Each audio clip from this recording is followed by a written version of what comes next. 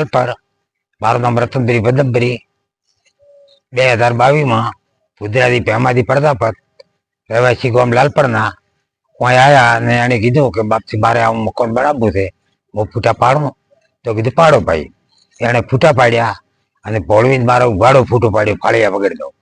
અને એને બેંકમાંથી ફાયદેશમાંથી તરાજથી રૂપિયા 20 લાખ લોન ઉપાડી અને એને હપ્તા દાભર્યા. એટલે આ 2026 મારે અહીંયા નોટિસ મારી અને બેંક વાળા આવીને મને ધમકાયો કે ઘર ભાઈ તમારું વેચાઈ ગયું છે, માથે ભુદરા ભાઈ લોન લીધી છે. એમ કરીને જતા રહ્યા. થોડા દાડા શા અને બીજા સાહેબ આવ્યા, દરબાર સાહેબ છે એ આવ્યા. એ કોઈ અમને બોલ્યા કર્યા કોઈ હતા ને. એમ કીધું કે બાપસી નોટિસ ઉખાડી લ્યું. એ વખતે મેં નોટિસ ઉખાડવાની ના પાડી. એટલે સાહેબે કીધું કે તો નોટિસ ના ઉખાડવા જોઈએ, ફૂટો પાડવા જો. સાહેબ ફૂટો પાડી અને દરબાર ગયા. દરબાર કોઈ શબ્દ બોલ્યા કર્યા ને. થોડા દાડા શા અને એક ભાઈ ભોરલનો એક ભાઈ આવ્યો.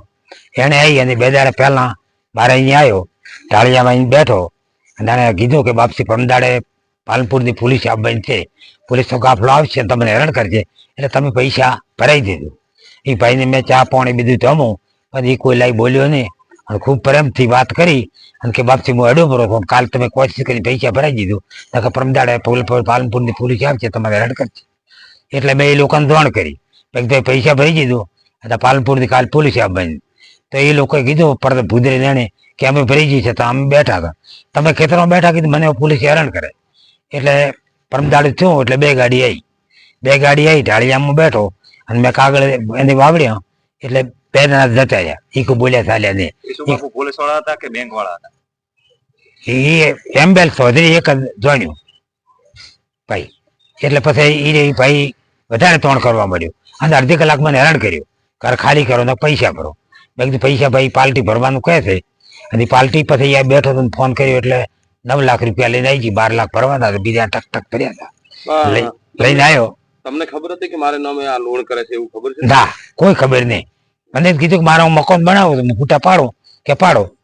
અને મારો કોઈ કાગળ નથી, મારી કોઈ સહી નથી, મારો કોઈ આધાર કાર્ડ નથી, મારા ઘરના ઘરવાળાની પાવતી નથી, મારો કોઈ પણ બાકરણી કોઈ મારી નથી. તો આ લોકોએ લોન તો તમારા મકાન ઉપર લીધી? હા, મારા મકાન ઉપર સીલ માર્યો એટલે મારા મકાન ઉપર ગણાય.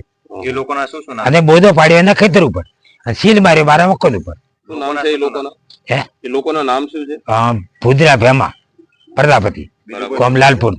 બીજું કોણ હતું? અને અંદર તો ડોડિયાનું ભાવેશભાઈ ભેરાભાઈ ઠાકોર. પછી ગોમના ભેળા છે ભાવેશભાઈને બોલાયો 2 મહિને પછી. આ પાલનપુરની પોલીસ આવી એના પછી. એટલે પછી એને કીધું કે ભાઈ આ તલાટી તમે ભેળા છે. તલાટી કીધું કે મેં કોઈ તમારું સાબુત આલી નથી. તલાટી પણ ફરિયાદી છો કે 15 મારા કાગળ નાખડાય તો સસ્પેન્ડ ને પાત્ર જેલના પાત્ર. અને હાથી બધી કાગળ બનાવી ડુપ્લિકેટ અને આવી રીતનો કરી અને આની સહી સિક્કા કે કોઈ અમારી વસ્તુ સિવાય પૈસા 20 લાખ રૂપિયા પડી.